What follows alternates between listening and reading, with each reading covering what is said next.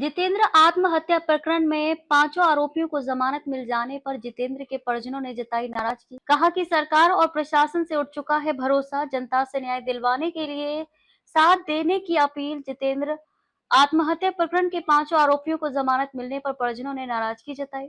उन्होंने मामले में सरकार और पुलिस प्रशासन पर लापरवाही का आरोप लगाया। कहा कि जितेंद्र की आत्महत्या से पूर्व डाले गए वीडियो को हटाने में पुलिस ने जितनी जल्दबाजी दिखाई उतना उसके फोन को फोरेंसिक जांच के लिए भेजने में यदि पुलिस दिलचस्पी दिखाती तो अदालत से पांचों आरोपियों को जमानत नहीं मिल पाती। बताया कि मामले में मुख्य आरोपी हिमांशु चमोली रसूखदार भाजपा नेता तथा मुख्यमंत्री का गरीबी है, जिसके चलते चार अन्य आरोपी विकास शाह, गौरव काम्बोज, शुभम खंडूड़ी व अभिषेक गैरोला को भी जनता के इतने आक्रोश के बाद भी इतनी जल्दी जमानत मिल गई। बताया कि पुलिस ने जितेंद्र कुमार की आत्महत्या के मामले में पहले मुख्य आरोपी भाजपा नेता हिमांशु चमोली पर SC/ST की धारा बढ़ाई व उसके बाद चार अन्य आरोपियों पर भी SC/ST एक्ट लगाया। बावजूद इसके सभी आरोपियों को जमानत मिल जाने पर परिजनों ने सरकार और प्रशासन पर भी मिलीभगत का आरोप लगाया है।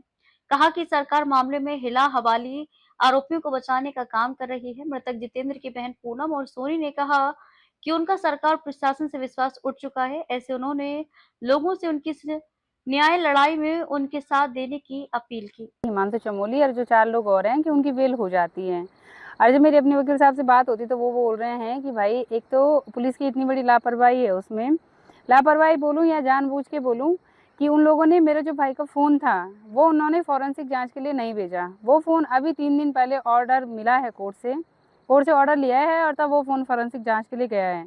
अगर शायद ये लोग उस चीज़ को पहले ही 1 महीने के अंदर, आज आप देख रहे हो 40 दिन लगभग होने वाले हैं, अगर ये लोग चाहते तो उसकी रिपोर्ट अभी तक आ चुकी होती और वो कोर्ट में पेश होती तो शायद उसको बेल नहीं मिलती। बेल का तो कोई वो ही नहीं था उसे मिलने का।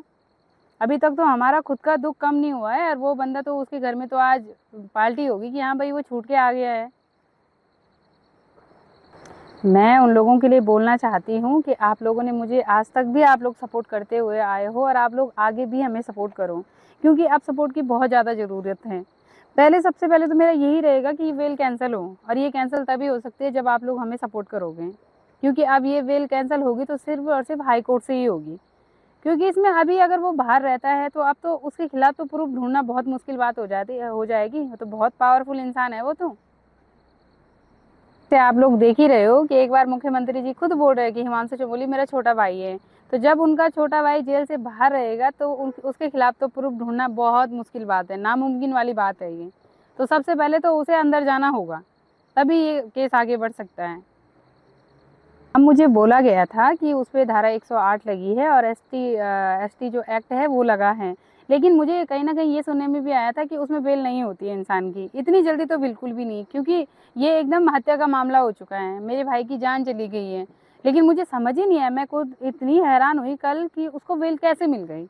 फिर मुझे पता चला और फिर उसके वकील ने बोला कि भाई लखपत भंडारी का नाम उसमें आया और यहाँ पे कोई सुरेश रतोड़ी है श्रीनगर में, उनका नाम वहाँ पे रखा गया। तो मैं पूछती हूँ पुलिस से, अगर उनका नाम आया तो आप लोग अभी तक उनके पास क्यों नहीं पहुँचे, आपने उस पर कार्रवाई क्यों नहीं की? कुछ नहीं हुआ उनकी तरफ से, अभी ये कुछ प्रूफ ही नहीं रखे गए थे। तो बहुत बड़ी लापरवाही है ये पुलिस की तरफ से की जो साजिश है, या मैं क्या बोलूँ, ये बहुत बड़ा है, बहुत बड़ा प्लान बिछाया गया है ये। क्योंकि इस तरह से आज तक आप लोगों ने देखा होगा कि शायद ही किसी को ऐसी बेल मिली होगी जो ऐसे केस में अंदर जा रखा है। इतनी उसमें धाराएं लगी हुई हैं फिर भी उसे बेल आसानी से मिल जाती है, क्योंकि पुलिस ने वो फ़ोन, तो सबसे बड़ा जो सबूत था वो फ़ोन था जो पुलिस हमसे लेके चली गई है।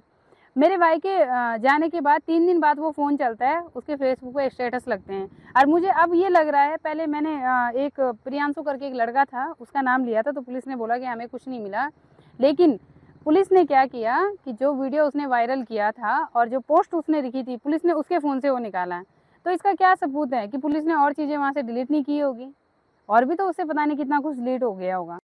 तो पहले यही बोलूँगी कि भाई पुलिस तो हमारा काम सही से कर नहीं रही है, क्योंकि इससे पहले जहाँ तक पुलिस ने सही काम किया मैंने वो भी बोला कि पुलिस हमें सपोर्ट कर रही है, लेकिन अब इतनी बड़ी लापरवाही और कोई प्रूफ वहाँ ना रखना, तो ये सब सरासर दिख रहा है कि पुलिस इसमें कितनी बड़ी मिस्टेक पुलिस कर चुकी है। वो फ़ोन फॉरेंसिक के नहीं जाना, उसके उस फ़ोन में छेड़खानी करना, क्या उसे डिलीट हुआ है क्या नहीं। और मैं ये भी पुलिस को बोलना चाहूँगी कि उसका डाटा हमारे पास भी है, कहीं कुछ भी डिलीट होगा तो मैं वो चीज़ कोर्ट में रखूँगी अब। मैं पुलिस को भी नहीं दूँगी वो चीज़ें अब, क्योंकि मुझे भरोसा नहीं रहा है पुलिस पे भी अब। मैं सरकार से बोलना चाहूँगी, मैं अपनी डीएम मैडम को भी बोलना चाहूँगी कि मुझे सीबीआई जाँच चाहिए इसके लिए, क्योंकि बिना सीबीआई के तो इसमें कुछ होने वाला ही नहीं है। मैंने ये चीज़ मुझे नहीं पता कि पुलिस ने उसका फ़ोन लिया है कि नहीं लिया है। वैसे तो पुलिस को जाँच तो यही बोलती है कि भई उसका फ़ोन भी लेना चाहिए। हो सकता है वो मेरे भाई के फ़ोन से डिलीट कर दे तो उसके फ़ोन में तो वो चीज़ें रही होगी। तो ये तो पुलिस को ही पता होगा कि हाँ, पुलिस ने वो फ़ोन लिया है कि नहीं लिया है। अगर मेरा भाई का फ़ोन वो लोग लेके गए तो हिमांशु चमोली का भी तो लेके जाना चाहिए था ना उनको। मैंने अपनी वीडियो में भी अभी सुबह बोला था और मैं अभी भी बोल रही हूँ, हिमांशु चमोली बाहर आ चुका है और हमारे लिए बहुत बड़ा खतरा हो चुका है। मैं अपनी सेफ्टी को लेके भी फिर से बोलूँगी, इतने दिन से मैं निश्चिंत थी इस चीज़ को लेके कि चलो ये अंदर है। वो इतना पावरफुल इंसान है, वो कहीं भी आ जा सकता है, उसके लिए कोई बड़ी बात नहीं है। और जितनी चीज़ें उसे पता है हमारे बारे में, इतने शायद जो लोग अभी उसके बाहर थे उनको नहीं पता होगा। तो अब हमारी सेफ्टी का भी सरकार ध्यान रखे, हमारी पुलिस ध्यान रखे कि हाँ भाई हमें सेफ्टी अब अच्छे से और मजबूती से दी जाए। बिल्कुल करेगा वो उन चीज़ों को मिटाने की कोशिश, उसकी तो पहली कोशिश ही यही रहेगी कि वो चीज़ें सब मिटानी है। जहाँ पुलिस नहीं पहुँची है, अब पुलिस पहुँची है कि नहीं पहुँची ये पुलिस ही जाने, लेकिन वो ज़रूर सब कुछ मिटा देगा वो अब। तो ये बिना सरकार के तो हो ही नहीं सकता है। अगर हिमांशु की चमोली की जगह आज एक आम आदमी जेल में होता तो उसे बेल मिलना नामुमकिन बात थी ये, उसे हो ही नहीं सकती थी बेल। जो इस केस में अंदर जा रखे थे 1 महीने जो लोग वहाँ पे रहे वो 5 लोग थे और 5ओं की ज़मानत हो चुकी है। मुझे थोड़ा 1% मुझे ये था कि 4 लोगों की ज़मानत तो हो जाएगी, जो कि वो 4 ये कामबोझ वग़ैरह थे, लेकिन मुझे ये भरोसा नहीं था कि हिमांशु चमोली की ज़मानत हो जाएगी। मैं हैरान हूँ इस चीज़ को लेके और शायद ये जनता भी हैरान होगी। बिल्कुल, बिल्कुल भैया ये उन्हीं की वज़ह से तो ये बेल उसे मिली है, वरना कैसे मिल सकती थी? मैंने इतने सारे वकीलों से बात की थी तो उन्होंने मुझे बोला था कि हिमांशु चमोली की ज़मानत किसी भी हाल में नहीं हो सकती है और ये ज़मानत हो कैसे गई? 3 महीने बोला है पुलिस ने कि हमें 3 महीना सर्च करने के लिए लगेगा, तो अब कैसे करेंगे वो लोग सर्च? सीओ साहब बोलते हैं कि मैडम मैंने तो पूरी कोशिश की है अपनी, मैंने देखी है उनकी कोशिश, उनकी इतनी कोशिश थी कि उसे बेल मिल गई है। अगर वो लोग अपना काम पुलिस ढंग से करती तो उसे बेल मिलती ही नहीं। 4 लोग थे, ये सौरभ, ये क्या है इसका नाम, विकास शाह और एक कोई खंडूड़ी है, काम्बोज है इसमें, तो ये सब लोग थे और इसके अलावा भी बहुत सारे लोगों का नाम उसमें आ रखा है, लेकिन अभी तक पुलिस किसी के पास नहीं गई है वहाँ पे, जबकि ये दलील उसके वकील के। तो पहले तो मैं ये कहना चाहती हूँ कि ये हमारे लिए बहुत बड़ी दुर्भाग्य की बात है कि आज जो मेरे भाई के जो कातिल हैं उन सबको वो रिहा हो चुके हैं, उनको अब बेल मिल गई है तो ऑब्वियस सी बात है रिहा हो चुके हैं वो। क्योंकि देखिए हम सब ने बहुत ज़्यादा इसका प्रोटेस्ट किया कि आप हमारा साथ दीजिए, मुख्यमंत्री जी से हमने आह्वान किया था कि मुख्यमंत्री जी हमारा साथ दीजिए, हमें न्याय दिलाइए। और जहाँ तक रही पुलिस प्रशासन की बात, हमने अपने भाई का फ़ोन भी वहाँ दे चुके थे हम, ठीक है सर। लेकिन हुआ ये कि जो हमारे वकील ने कहा कि जो फॉरेंसिक रिपोर्ट होती है वहाँ मेरे भाई का फ़ोन अभी कुछ दिनों पहले गया है, जबकि मेरे भाई को गए हुए 1 महीना हो गया है।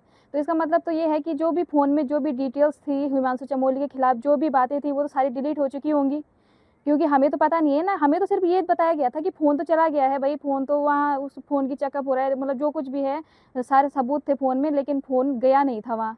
अभी पता चल रहा है कि 2-3 दिन पहले ही गया है फ़ोन। और जहाँ तक रही हिमांशु चमोली की बात, तो मुख्यमंत्री जी तो साफ कहते हैं कि वो तो मेरा छोटा भाई है।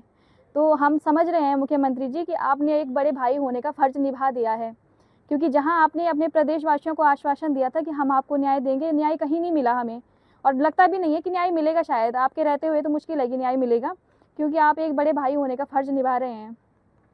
क्योंकि देखिए सर, हमारा भाई जा चुका है और उसके कातिल आज बाहर घूम रहे हैं, कल ही वो लोग रिहा हो चुके हैं।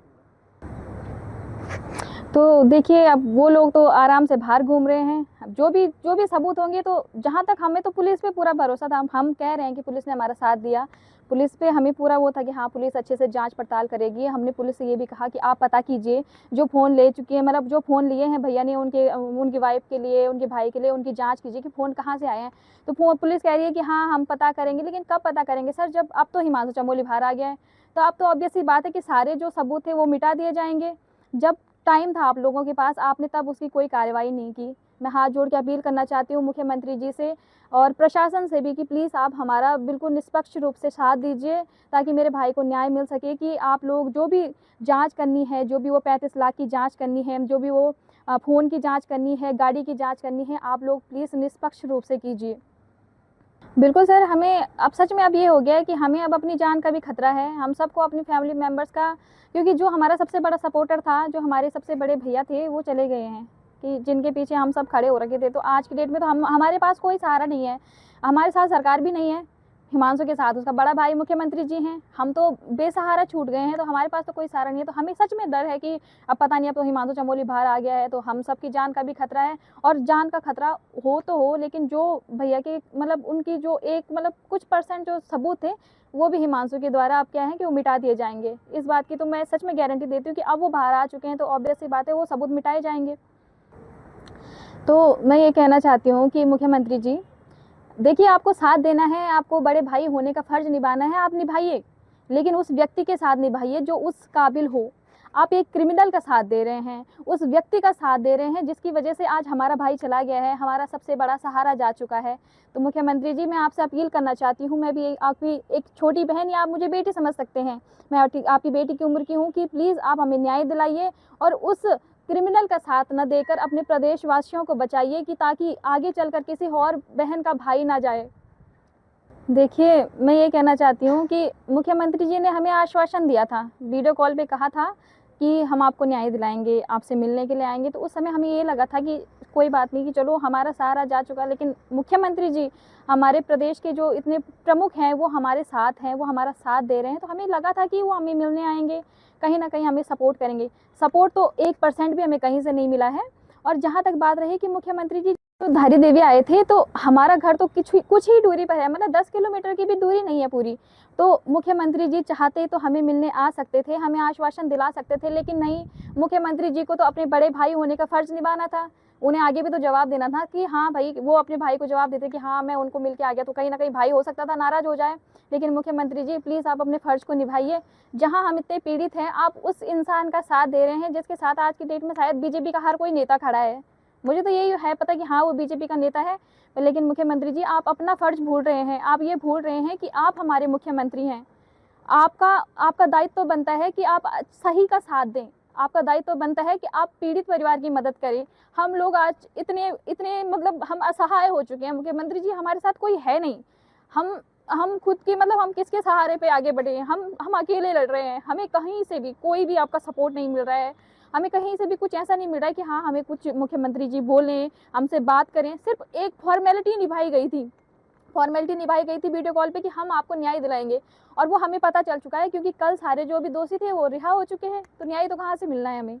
बिल्कुल सर, देखिए, जब हमारी बात हुई थी मुख्यमंत्री जी से, तो उन्होंने बोला था कि एक दिन टाइम निकालेंगे, आपको बताया जाएगा कि आप हमें मिलने आइए। सर, हम आज की डेट में हमारे पास कुछ नहीं है, हम इतने समर्थ नहीं हैं कि हम मुख्यमंत्री जी से जाके देहरादून में मिलें या कहीं और किसी दूर जगह पे मिलें। लेकिन धारी देवी की बात है, तो वो इतना दूर नहीं था। हो सकता था कि अगर प्रशासन से हमें जिलाधिकारी के द्वारा या उप जिलाधिकारी के द्वारा हमें इस बात का कुछ वो बोला जाता कि मुख्यमंत्री जी धारी देवी आए हैं, आप मिल लीजिए, तो शायद कुछ होता, शायद कुछ मुख्यमंत्री जी से बात होती। तो कहीं न कहीं प्रशासन की भी ढील है। कि उन्होंने हमें इस बात से कहीं भी अवगत नहीं करवाया कि मुख्यमंत्री जी धारी देवी आए हैं। बिल्कुल नहीं सर, देखिए, अगर अब हम वही है ना कि हम आम आदमी हैं, और सबसे बड़ी बात है कि अगर यहाँ पर किसी नेता का बेटा गया होता, किसी अधिकारी का बेटा गया होता, तो मुख्यमंत्री जी को तो बोलने की ज़रूरत भी नहीं पड़नी थी। वो तो सीधे आ जाते वहाँ पे ये अपना आश्वासन देने के लिए। कि रही बात, अगर यहाँ पे देखिए, अगर वो इंसान नॉर्मली भी जाता एक पर, लेकिन यहाँ पे क्या था कि हिमांशु चमोली की वजह से मेरे भाई ने सुसाइड किया था। तो मुख्यमंत्री जी, कुछ तो दायित्व तो निभाते आप अपना, कुछ तो फ़र्ज़ निभाते कि 1 मिनट के लिए, चाहे आप इतने ही बिजी हैं, आपके पास बहुत है, मतलब आपके पास इतना पूरा उत्तराखंड है, आपको सबको देखना है, लेकिन आप अपना 5 मिनट तो दे सकते थे हमें, एक इतना सा फ़र्ज़ तो निभा सकते थे। बिल्कुल सर, जहाँ तक मुझे लगता है, देखो, सबसे पहली बात कि हम नॉर्मल इंसान हैं, और उससे बड़ी बात है कि हम जो हैं वो दलित समाज से आते हैं। अब तो हो सकता है कि ऑब्वियस सी बात मुझे यही लग रही है कि हाँ, मुख्यमंत्री जी भी हमारे साथ वही भेदभाव कर रहे हैं। यहाँ पर अगर उच्च कोटि का कोई इंसान होता, कोई बढ़िया परिवार से होता, ब्राह्मण परिवार से होता, तो मुख्यमंत्री जी ज़रूर आते। लेकिन अब मुख्यमंत्री जी को ये लग रहा है कि ये दलित परिवार है, कमज़ोर परिवार है, ये क्या ही कर लेगा। क्योंकि उनको तो ये है ना कि उन्हें पता है कि हम बीजेपी वाले हैं, हम कुछ भी करेंगे, हमारे सामने कोई टिकने वाला नहीं है। देखिए, मैं अब हम क्या बोले, हम बस यही कहना चाहते हैं, सबसे हाथ जोड़ के निवेदन करना चाहती हूँ कि मुझे जहाँ तक लगता है कि बीजेपी, क्योंकि सभी जगह बीजेपी फैली है, तो मुझे नहीं लगता कि सरकार हमारा साथ देगी।